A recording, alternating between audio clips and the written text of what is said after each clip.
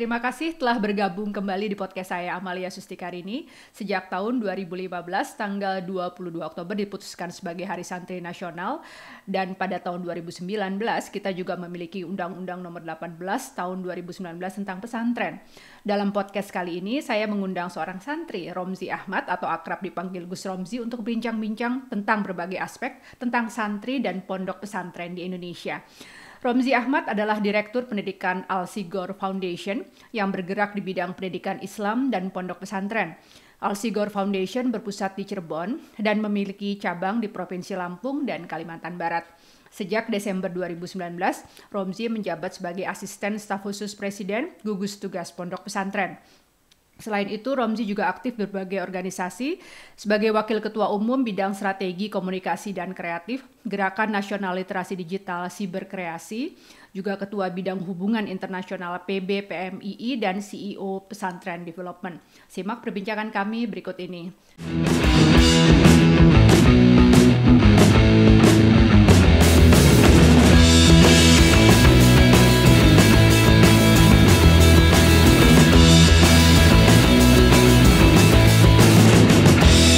Assalamualaikum Gus Romzi, apa kabar? Selamat sore, selamat siang di Jakarta ya. Halo, tes. Ya, oke. Apa Kurang kabar? kencang ya? Iya, tadi belum kedengaran suaranya. Baik ya, insya Allah sehat selalu ya Gus Romzi ya. Iya, alhamdulillah sehat selalu. Mudah-mudahan Oke. Mbak Amalia dan keluarga juga sehat. Alhamdulillah, ini jadi di gugus tugas pesantren terus beraktivitas walaupun dalam masa pandemi ini ya Gus ya. Mungkin lebih banyak Iya, dilakukan secara online ya. Tadinya kan kelihatan aktivitasnya sering tuh datang ke mungkin ke beberapa daerah-daerah khususnya untuk kemajuan pesantren ya. Sekarang mungkin lebih banyak online, tapi tetap efektif iya. ya Gus ya. Lebih banyak online, tapi karena pesantren banyak yang sudah buka dan Oke. sudah aktif pendidikannya, jadi kadang-kadang kita juga kunjungan secara Oh langsung gitu sih, Mbak. ya, masih oke Tapi oke. tentu saja dengan protokol Betul kesehatan yang betul, baik. betul. Nah ini yang mungkin terutama untuk kesempatan pertama akan kita bicarakan lebih jauh ya Gus ya. Ini saya Ya, agak personal sedikit ya karena anak saya juga santri nih di Gontor nih Gus Romzi. Jadi selain membawakan untuk acara podcast ini, saya juga jadi sebagai ibu nih pengen ngobrol lebih banyak nih untuk tahu tentang santri dan mm, pesantren. Oke, jadi Hari Santri tahun 2020 ini tanggal 22 Oktober kemarin ya. Itu kan diperingati di masa pandemik ya Gus ya. Saya ya, waktu itu menyimak perbincangan Gus Romzi dengan Gus Irfan waktu di awal-awal mm, pandemi ya tentang bagaimana mm, pesantren kemudian mempersiapkan diri untuk melakukan aktivitas belajar mengajar di masa pandemi ini. ya, Nah, kan waktu itu sempat ada perdebatan ya tentang pembukaan kembali pesantren. Waktu itu Menteri Agama pun sampai diminta untuk melakukan semacam memberikan keterangan khusus gitu bagaimana sebetulnya pesantren ini protokolnya untuk pembukaan kembali karena dianggap akan menjadi potensial cluster. Nah, tapi di sisi lain, pesantren pun memiliki keunikannya sendiri yang agak sulit untuk diganti dengan sistem online. Seperti itu kan Gus ya. Jadi di situ kemudian betul. dilema sekaligus sebetulnya challenge yang menantang untuk dipecahkan oleh berbagai kalangan di Indonesia. Nah, ini kan udah berapa nih? Udah sekitar 6-7 bulan ya dari mulai pandemi Ya. dan kelihatannya beberapa pesantren termasuk pesantren anak saya itu Gontor sudah mulai buka sejak Juni. Nah, bagaimana dari pengamatan teman-teman Gus Romzi terutama di pesantren development ataupun di organisasi lain yang concern dengan pesantren dan santri ini eh, tentang adaptasi pesantren dalam masa pandemi khususnya untuk protokol kesehatan dan mungkin juga pengembangan pengetahuan tentang sains nih Gus ya karena kan sebetulnya kesempatan ya untuk kemudian lebih eksplorasi tentang ilmu pengetahuan dan kesehatan dalam masa pandemi ini gimana nih Gus kira-kira? Iya betul. Dilema yang besar sih dihadapi oleh pondok pesantren di awal corona ya, karena kita tidak terbiasa apa namanya belajar online ya, pedagogi Betul. online learning pedagogi juga belum benar-benar dipahami baik oleh pondok pesantren maupun oleh hampir seluruh sivitas akademika di sekolah-sekolah ataupun di kampus-kampus di seluruh Indonesia. Betul Artinya betul. memang pada saat kemudian ada pembatasan sosial berskala besar dan diminta untuk melakukan secara online di pesantren yang hampir seluruh pendidikannya itu dilakukan secara face to face, bahkan beberapa pola pengajarannya itu satu lawan satu gitu antara Iya. guru dengan muridnya, akhirnya memang agak kesulitan untuk kemudian migrasi ke situ. Apalagi kita berharap di pondok pesantren juga yang namanya kiai, ustadz itu kan menjadi role model dari para santri. Jadi harapan kita bahwa pendidikan di pondok pesantren ini bukan cuma sekedar transfer knowledge gitu. Jadi tugas guru itu nggak cuma sekedar knowledge deliverer, tapi dia itu menjadi learning coach, menjadi orang yang benar-benar mendampingi baik secara perkembangan kognitif, mental, spiritual dan sebagainya. Nah, pada saat pandemi ini kemudian mendorong pondok pesantren untuk misalnya melakukan pembelajaran jarak jauh ya, hampir seluruh pondok pesantren merasa keberatan dengan hal itu. Nah, ini yang akhirnya yang tadi betul kata Mbak Amalia, akhirnya desakan untuk Kementerian Agama mengambil keputusan bagaimana akhirnya, nah ternyata Kementerian Agama memberikan keputusan untuk memperbolehkan pesantren membuka dengan satu syarat, yaitu protokol kesehatan dibuat dengan sangat ketat. Alhamdulillah sih kalau hasil pengamatan saya, termasuk di pondok pesantren yang juga saya bina bersama dengan keluarga, ada perubahan besar sekali nih Mbak. Jadi biasanya pondok pesantren itu cenderung agak berantakan dan sebagainya. Sekarang hampir seluruh pondok pesantren di Indonesia itu jadi rapi, jadi bersih gitu. Dulu permasalahan terbesar di pondok pesantren itu pasti soal sanitasi, kebersihan, betul banget. Dan apa namanya, permasalahan-permasalahan terkait dengan kesehatan yang sederhana ya, kayak misalnya gatal-gatal, batuk, pilek dan sebagainya. Nah, saya melihat ada perubahan besar di sini gitu. Pondok pesantren hampir semuanya melakukan revolusi mental lah dalam tanda kutip ya terkait dengan kebersihan ini. Nah, ini yang bisa kita lihat sebuah kebaikan lah atau ada hikmah di balik wabah ini gitu. Tapi tentu saja pondok pesantren tidak bisa secara utuh kemudian membuat border antara santri dengan para wali santri. Jadi wali santri yang sudah kita buat kebijakan sedemikian rupa tidak boleh berkunjung, tidak boleh mengunjungi santri. Nah, banyak sekali wali santri yang akhirnya ngotot gitu loh Mbak Amalia, karena kangen, mungkin Mbak Amalia tahu lah rasanya kangen anak yang lagi di pesantren gitu. Nah, ini yang akhirnya kita nggak bisa bendung klaster, beberapa pesantren menjadi klaster COVID itu terjadi karena kebanyakan adalah pertukaran. I see. Betul. Perjumpaan sosial antara santri dengan para wali santri yang ini menjadi menjadi tantangan sendiri. Mbak Amalia mungkin dengar juga ya, teman-teman juga dengar ada gerakan yang tidak sopan ke kiai gitu.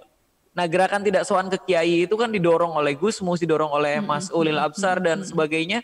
Nah, ini gerakannya udah luar biasa nih Mbak. Jadi banyak banget orang yang memutuskan untuk tidak sopan ke kiai. Problemnya mereka nggak sopan ke kiai, tapi mereka menemui anak-anaknya di sekolah, wali murid itu pada mendatangi anak-anaknya di pondok pesantren. Nah, ini yang kemudian kesulitan kita bendung gitu loh Mbak. Jadi pesantren sudah secara ketat melakukan protokol kesehatan, sanitasi jauh diperbaiki gitu. Vitamin juga diberikan secara berkala, pemerintah juga memberikan beberapa bantuan untuk pondok pesantren. Sayangnya ya itu tadi, kadang hubungan emosional antara orang tua dan anak yang sulit kita bendung, akhirnya perjumpaan sosialnya terjadi dan kontak fisiknya jadinya terjadi, dan ini yang biasanya memunculkan klaster-klaster pondok pesantren. Oke, terima kasih banyak penjelasannya Gus. Tadi itu poinnya sebetulnya menarik ya, karena ini kan menggambarkan bahwa ekosistem pesantren itu memang harus integrated gitu ya. Termasuk di sini adalah peranan wali santri itu tadi. Walau memang pendidikan pesantren memiliki kekhasannya sendiri karena peran wali santri atau orang tua kan jadi minimal ya Gus ya. Begitu sudah mereka sudah ada di pondok, tapi bagaimanapun juga kan orang tua atau wali santri tetap bagian integral gitu loh dari ekosistem pesantren ya, dan ternyata ini yang mungkin loophole yang perlu dijembatani dan perlu terus ada komunikasi dengan wali santri itu. Mungkin di beberapa pesantren cukup ketat ya, termasuk di Gontor ya, kalau saya lihat selama ini lockdownnya itu memang dari luar pun tidak boleh masuk sama sekali gitu ya, dan itu tadi benar kangennya udah luar biasa nih para wali santri, tapi itu tadi karena berdasarkan keyakinan dan juga pemberian informasi yang terus menerus ya, jadi akhirnya sebagian besar wali santri itu juga paham bahwa ya ini memang semacam pengorbanan yang harus dilakukan lah gitu untuk kebaikan bersama gitu. Dan mungkin sekarang kan juga sudah mulai ujian semester ya, dan kelihatan ya kemungkinan besar sih memang tidak dilakukan perpulangan gitu, karena resikonya akan jauh lebih besar lagi kan begitu pulang ke rumah masing-masing. Nggak tahu ketemu siapa, nggak tahu kontak sama siapa, balik lagi, itu urusannya panjang lagi. Jadi memang rasanya ini tahun yang dimana pondok pesantren banyak sekali mengalami proses pembelajaran Gus ya, seperti itu. Iya betul sekali. Ada pembelajaran yang besar, dan mungkin ada banyak audiens yang mungkin belum tahu ya, kalau beberapa pondok pesantren punya karakteristik yang berbeda-beda. Misalnya Betul. kalau di Gontor cenderung bisa eksklusif letaknya secara geografis, lalu Iya, karena kemudian secluded, iya, ada betul. pagar gitu ya. Tapi beberapa pondok pesantren itu pintu masuknya banyak banget gitu Mbak. Iya. Hampir semua sudut pesantren adalah pintu masuk. Iya, oke. Yang semacam itu yang pesantren yang memang belum punya pembatas border langsung gitu, yang mau mencoba inklusif misalnya menyatu dengan masyarakat sekitar, itu yang agak kesulitan untuk kita kontrol. Betul. Ya inklusif tapi kemudian ada semacam efek sampingnya seperti ini ya. Tapi tadi melegakan sekali yang Gus Romzi bilang bahwa secara umum perbaikan kultur gitu ya, kesehatan di pesantren sudah sangat baik ya, dengan diterapkannya protokol kesehatan dan juga perbaikan sanitasi di pesantren-pesantren. Oke, ini kita sekarang bicara yang agak makro nih Gus ya. Kita Indonesia itu kan sudah punya undang-undang tentang pesantren. Ini spesial banget yang dibuat untuk pesantren pada tahun lalu ya disahkannya. Itu Undang-Undang nomor 18 tahun 2019. Tapi ini setelah 1 tahun diundangkan belum ada peraturan derivatifnya nih Gus. Peraturan turunannya ya. Karena bagaimanapun kan perlu ya penjabaran dari undang-undang tersebut, baik dalam bentuk peraturan presiden, peraturan pemerintah dan lain-lain. Nah ini kan banyak nih pasal-pasalnya dan tentunya kan butuh waktu. Nah melihat perkembangan yang terjadi di pesantren, ya salah satunya mungkin ya karena wabah ini ataupun mungkin aspek lain yang Gus Romli jauh lebih paham. Kira-kira nih gitu ya, kalau Gus Romli bisa memilih gitu atau bisa memprioritaskan mana sih kira-kira di antara pasal-pasal tersebut aspek apa yang kira-kira perlu diprioritaskan khususnya untuk dibuat peraturan derivatifnya ini Gus? Iya, kalau saya melihat ke Undang-Undang Pondok Pesantren kayaknya ada 2 poin yang menurut saya paling penting dan harus segera didorong. Poin pertama adalah dalam undang-undang tersebut itu tertulis bahwa pemerintah pusat dan pemerintah daerah itu didorong untuk memberikan dukungan dan fasilitas kepada pondok pesantren dalam menjalankan fungsi pemberdayaan masyarakat. Nah, saya melihat begini, saat ini pemerintah daerah melihat pondok pesantren itu sebagai entitas vertikal gitu Mbak. Karena pondok pesantren itu di bawah Kementerian Agama. Di Kementerian Agama kan ada Direktorat Pondok Pesantren. Jadi mereka berpikir, pemerintah daerah berpikir bahwa ini entitas vertikal, maka kalau ada pemerintah daerah yang memberikan bantuan kepada pondok pesantren, itu pure political will, bukan kewajiban. Artinya kalau ada pemerintah daerah yang memilih, oh gue nggak mau itu sah. Sebagai di Kementerian Agama dan sebagainya itu bukan ditentukan oleh kepala daerah, tapi ditentukan oleh kementerian secara langsung. Nah ini yang perlu kita dorong, bahwa kalau undang-undang ini segera disahkan, peraturan presiden, peraturan menteri segera keluar, maka pesantren akan menjadi entitas horizontal, di mana proses perkembangan pondok pesantren sudah tidak lagi menjadi tanggung jawab Kementerian Agama secara institusi saja, tapi juga menjadi tanggung jawab. Iya, posisinya bisa horizontal, jadi nggak vertikal. Tidak cuma menjadi tanggung jawab pemerintah pusat dan juga Kementerian Agama, tapi juga menjadi tanggung jawab pemerintah daerah.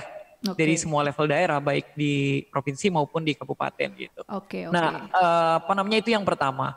Kemudian yang kedua adalah soal memastikan fungsi pondok pesantren, dari 3 fungsi yang diharapkan oleh pemerintah dan juga seluruh keluarga besar pondok pesantren, yaitu kan ada 3 fungsinya. Pertama, fungsi pendidikan yang sudah berjalan dengan sangat baik. Kedua, fungsi dakwah. Ini juga berjalan dengan sangat baik. Dan yang ketiga adalah fungsi pemberdayaan. Nah, fungsi ketiga ini yang sebenarnya perlu didorong untuk pondok pesantren lebih bisa berperan penting dalam posisi-posisi strategis dalam rangka pemberdayaan masyarakat begitu. Sebagai sebuah komunitas yang di dalamnya juga berisi para intelektual, ada human resource yang banyak banget. Kemudian juga punya punya waktu 24 jam untuk bisa mempelajari apa sih yang sebenarnya terjadi di masyarakat dan apa sih yang seharusnya para akademisi dan intelektual yang belajar di pondok pesantren perlu siapkan untuk pentingnya pengembangan masyarakat itu. Nah, ini yang mau kita dorong gitu Mbak. Jadi kita sih berharap ke depan, meskipun rata-rata pondok pesantren itu ini ya ada exchange ya, misalnya orang Cirebon mondok di Jawa Timur, orang Jawa Timur mondok di Cirebon menarik, Tapi kita berharap ke depan itu pondok pesantren juga concern terhadap isu lokal. Jadi yang dilihat oleh pondok pesantren adalah potensi lokal. Kemudian apa sih pendidikan yang harus disiapkan pondok pesantren untuk menyiapkan potensi lokal itu. Makanya pemerintah memberikan bantuan ini, Mbak, ada namanya Balai Latihan Kerja Komunitas. Nah, Balai Latihan Kerja Komunitas ini adalah bagaimana kita mendorong pondok pesantren itu punya balai latihan kerja yang pesertanya itu bisa santri, bisa juga dari luar pondok pesantren.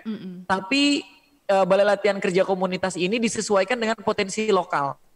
Misalnya kalau adanya di pinggir laut, maka balai latihan kerja pondok pesantren dan pengolahan ikan. Nah, jadi pondok pesantren itu ada fungsi pemberdayaannya gitu. Nah, itu tertulis dengan dengan jelas ya di bab ke-6 di Undang-Undang Pondok Pesantren di bagian ke-6 itu ada pembahasan soal pemberdayaan masyarakat. Artinya 2 poin ini yang menurut saya penting dan harus segera didorong, Mbak, yaitu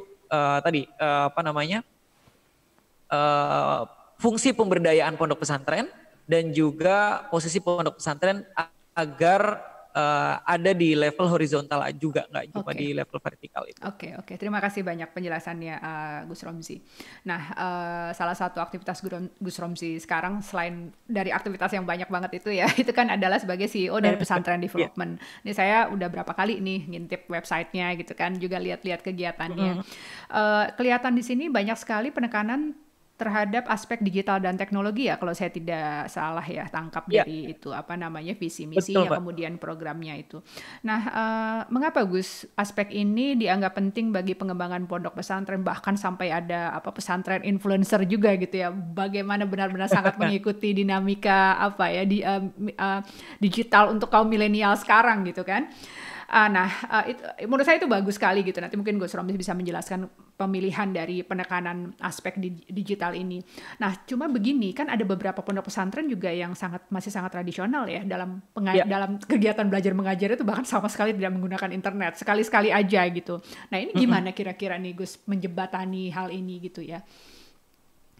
Iya, kita masih dalam upaya menuju ke sana ya, Mbak. Mudah-mudahan sih bisa sampai di level di mana pondok pesantren bisa menerima kehadiran teknologi bukan sebagai ancaman atau bukan semata-mata seperti cara pandang generasi senior millennials yang berpikir bahwa teknologi adalah hiburan gitu ya, Mbak. Kalau generasi milenial dan post milenial kan we live with teknologi ya. Kita hidup bersama teknologi, kita melihat perkembangan teknologi sama seperti mutasi genetik di beberapa hewan ataupun tumbuhan gitu. Jadi kita melihatnya sebagai sebuah bagian dari proses kehidupan itu. Ada beberapa alasan kenapa kemudian kita mendorong penuh di digitalisasi pondok pesantren. Pertama adalah langsung arahan dari langsung arahan dari Presiden Republik Indonesia, Mbak. Jadi waktu rapat dengan Presiden Republik Indonesia, staf khusus Presiden Mas Amiruddin Ma'ruf diminta oleh Presiden untuk fokus ke digitalisasi pondok pesantren, baik digitalisasi dakwah pondok pesantren, digitalisasi administrasi pondok pesantren, juga keterlibatan lebih banyak santri di ruang digital sehingga keberagaman di ruang digital ini juga diisi oleh orang-orang yang secara spiritualitas itu memang sudah di-upgrade di pondok pesantren gitu. Nah, arahan Presiden ini kemudian kita coba terjemahkan ke dalam beberapa program. Salah satunya yang tadi Mbak sebut misalnya madrasah influencer. Kita ngerasa perlu banyak banget influencer yang hadir dari kalangan pondok pesantren gitu. Orang yang punya legitimasi untuk berbicara terkait dengan keagamaan sebaiknya adalah mereka yang memang belajar agama gitu, Mbak. Nah, makanya kita dorong anak-anak santri itu untuk ayo jadi influencer gitu. Kita bisa bicara apa aja gitu, tanda sudut pandang keagamaan kan bisa gitu. Nah, akhirnya kita salah satunya itu. Kemudian ke depan juga ada beberapa inovasi juga seperti pelatihan manajemen pondok pesantren berbasis teknologi dan di ruang digital. Kemudian kita mau bikin satu server khusus yang digunakan untuk kayak sistem informasi pondok pesantren secara utuh gitu. Karena yang saat ini dimiliki oleh Kementerian Agama itu lebih banyak di sistem administrasi hanya terkait dengan database gitu, Mbak. Untuk database pondok pesantren kita maunya ada sistem informasi yang juga menjadi ruang komunikasi antara satu pesantren dengan pesantren yang lain, menceritakan best practice-nya, kemudian pesantren lain bisa mengadaptasi misalnya kurikulumnya, misalnya gini, hampir semua pondok pesantren misalnya baik di pondok pesantren salaf, modern, di pesantren yang di Jakarta maupun di ujung daerah-daerah di Indonesia itu hampir semuanya mengajarkan kitab kuning yang kitab yang dibuat oleh ulama salaf yang sebenarnya sama gitu materinya.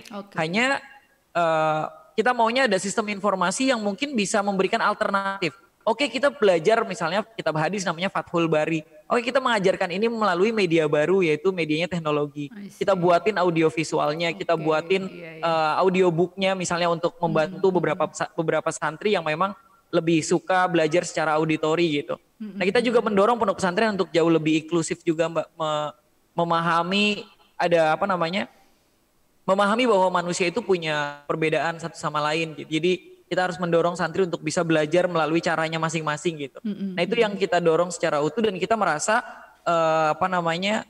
Teknologi digital, information teknologi ini kayak menjadi jawaban untuk itu. Jadi kita mendorong pondok pesantren untuk memanfaatkan teknologi untuk kepentingan yang jauh lebih besar gitu. Jadi tidak memandang teknologi hanya sebagai hiburan gitu, tapi teknologi adalah ya Bagian alat untuk integral mendukung ya. semua. Betul. Oke. Tadi menarik ya yang Gus Romzi bilang soal inklusi itu tadi ya. Ya, Juga tadi dikaitkan dengan misalnya ide untuk membuat audiobook. Ini saya jadi terpikir kan mungkin kan saudara-saudara kita penyandang disabilitas kan juga banyak juga yang mungkin ingin menjadi santri iya, kan, dan itu betul, kan bisa betul, betul. difasilitasi dengan itu ya gitu, dengan Mm-mm. audiobook atau mungkin dengan pembuatan kitab-kitab yang menggunakan huruf braille dan lain-lain ya. Ini Iya, memang betul. peran teknologi akan jadi sangat luar biasa untuk bisa mengakomodasi Mm-mm. inklusivitas ini ya Gus ya. Mudah-mudahan Iya, bisa terlaksana ya. Oke. iya itu yang kita dorong, Mbak. Oke. Nah, ini tadi sudah sempat disinggung sedikit sih tentang apa tadi BLKK itu ya, Badan Latihan Kerja Komunitas ya, yang merupakan Ya, salah satu bentuk pemberdayaan masyarakat, atau pemberdayaan masyarakat merupakan salah satu dari 3 fungsi pesantren. Nah, ini terkait pertanyaan saya selanjutnya nih. Jadi Bapak Wapres Ma'ruf Amin dalam peringatan Hari Santri kemarin kan menekankan pentingnya aspek kewirausahaan dan kemandirian ekonomi nih Gus ya untuk para ya, santri. Ini kayaknya harapannya banyak banget ya untuk para santri sekarang ya, banyak ekonomi banget kan, harapannya. iya, literasi digital gitu kan, kemudian juga exposure untuk dunia internasional. Wah ini, tapi saya menganggap ini sebetulnya adalah sebuah apresiasi kan dan kepercayaan Mm-mm, untuk betul. para santri di Indonesia supaya memang bisa lebih berkiprah, lebih maju lagi gitu. Nah khusus untuk masalah kemandirian ekonomi ini, dan saya pikir kan memang ini memang sangat penting ya, karena ya kita tahu bahwa misalnya kemiskinan itu adalah kan sumber dari masalah gitu ya yang ada di Mm-mm. Indonesia gitu. Nah, bagaimana cara optimalisasi entrepreneurship atau kewirausahaan ini khususnya di kalangan para santri dan yang usianya muda, Gus? Karena ini kan adalah bonus demografi ya, sebetulnya santri ini kan Ya, potensial sekali gitu loh di rentang usia bonus demografi ini gitu. Dan betul. dan memang sebetulnya poin kewirausahaan itu kan sekarang banyak platform ya, lewat digital atau lewat yang non digital juga gitu untuk UMKM Mm-mm. dan lain-lain. Nah, bagaimana nih optimalisasi potensi entrepreneurship di kalangan para santri ini, Gus? Iya, ada banyak cara sih Mbak. On the behalf of ini ya, apa namanya, staf khusus presiden sih, kalau program pemerintah banyak banget untuk mendorong ke sana seperti Kopontren ya, Koperasi Pondok Pesantren Oh ini iya, juga oke, iya. kan kebanyakan pengelolanya adalah santri-santri juga I dilibatkan see, untuk oke. situ ya, jadi kayak menjadi apa namanya unit kegiatan siswa yang kemudian mereka mencoba melakukan apa ya start entrepreneurship lah, menjadi entrepreneur gitu. Itu juga salah satu yang kita dorong selain tadi BLK komunitas yang juga melatih skill gitu. Jadi kita maunya juga pondok pesantren itu ke depan Mbak banyak mendorong santri-santri juga mengajarkan santri-santri kemampuan entrepreneurship. Oke. Saya pernah ke Melbourne waktu itu ke salah satu sekolah di sana dan padahal sekolahnya itu nggak berasrama tapi saya ngelihat ada praktik praktik entrepreneurship. Jadi siswa itu diminta dalam 1 minggu berjualan kepada teman-temannya yang lain gitu. Yang menurut saya ini kalau dilakukan di pondok pesantren gampang banget gitu karena santri itu kan mereka udah mengelola keuangannya sendiri dan Iya, mereka tinggal betul, di situ betul. selama 24 jam Iya, dan iya. belanja bagi mereka di dalam pesantren itu sebuah hal yang niscaya gitu. Artinya best practice yang kita dapat dari sekolah-sekolah yang sudah memulai itu juga memang harus kita dorong untuk diimplementasikan juga di pondok pesantren. Oke. Masalahnya masih banyak pondok pesantren yang masih berpikir bahwa tugas dan tanggung jawab pondok pesantren hanya di level keagamaan aja gitu, I Pak. see, ya. Jadi kita lagi ngedorong pondok pesantren bahwa oke, fungsi dakwah itu 1 poin. Jadi ke depan santri akan keluar kemudian berdakwah dan sebagainya. Tapi tentu saja santri harus dibekali dengan skill juga pengetahuan yang bisa menyelamatkan atau membuat dia bisa survive dalam kehidupan sehari-harinya nanti gitu. Dan itu kan tentu saja dibutuhkan kemampuan entrepreneurship untuk bisa dia nanti kemudian di kemudian hari mencari nafkah untuk keluarganya dan sebagainya. Betul, iya, Jadi banyak cara sih yang kita lakukan itu. Pelatihan-pelatihan entrepreneurship juga sekarang lagi marak banget, ada istilahnya santripreneur ya. Ada yang buat santripreneur development program, ada yang kemudian bikin program santripreneur camp gitu. Jadi membuat camp untuk santri fokus belajar entrepreneurship. Kemarin juga kita melakukan ini ya, pertemuan silaturahmi antara staf khusus presiden, menteri koperasi dengan para pegiat UKM dan entrepreneur santri, itu juga jumlahnya banyak. Himpunan pengusaha santri itu juga jumlahnya banyak banget, Mbak. Jadi santri secara individu itu memang sudah kemudian menyadari pentingnya entrepreneurship. Yang sekarang sedang kita dorong adalah pesantren sebagai sebuah institusi, agar mereka juga punya pemahaman yang sama sebagaimana santri yang sudah pada lulus kemudian start menjadi entrepreneur. Kita ngedorong pesantren untuk punya pemahaman bahwa ini tugas pesantren juga untuk mempersiapkan mereka di kemudian hari menjadi entrepreneur. Nah, problemnya kadang-kadang pelatihan entrepreneurship di pondok pesantren itu sudah langsung pelatihan entrepreneurship gitu, Mbak. Nggak dimulai dengan literasi keuangan. Jadi kita maunya financial literacy dulu. Betul. Maka dalam waktu dekat mungkin pesantren development juga akan melaksanakan kegiatan financial literacy yang kita akan lakukan di mungkin 100 pondok pesantren. Setelah literasi keuangan, mereka tahu bagaimana cara pengelolaan keuangan, pengelolaan uang jajan dan sebagainya. Selanjutnya baru mereka bisa berpikir soal entrepreneur. Setelah mereka bisa tahu uangnya dari mana sih, sumber modalnya dari mana sih gitu.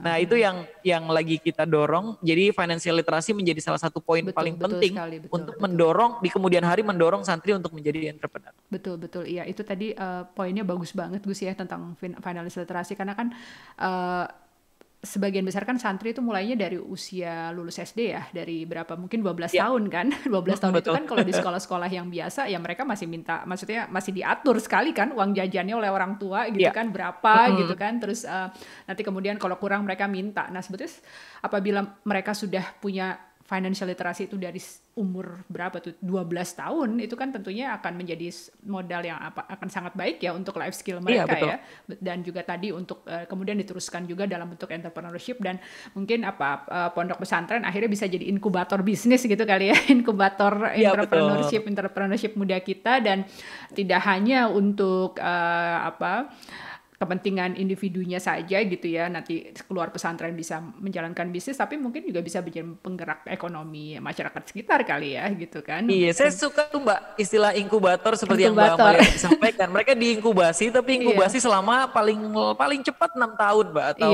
3 tahun ya. Artinya mereka punya waktu yang banyak sekali.